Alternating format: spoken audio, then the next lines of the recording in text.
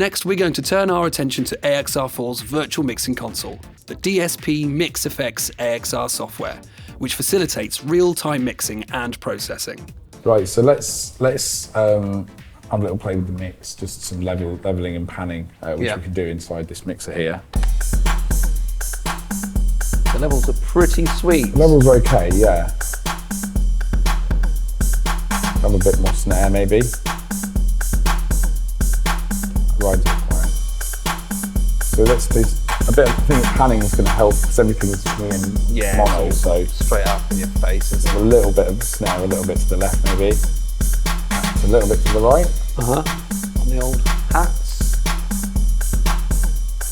Just a tiny bit, I think, and then so we've got the rim shots and the toms. They're sort of mirroring each other, so I think if we go quite wide with them,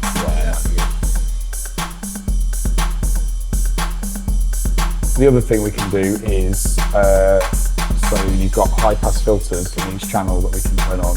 Okay. So we should probably do that for everything. Yeah. Except the kick. I mean, that's without the kick, obviously we don't want that. No. Get this panning right. About the cymbals, keep them in the middle or do you want to drop them out a bit? I feel like could go a little wide with them.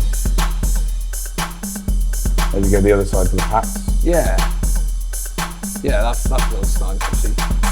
I mean, once the signals are recorded in as Keybase, we can obviously do other widening techniques and that kind of thing. And over in the Matrix Mixer page, you can precisely customize your routing setups to suit your needs.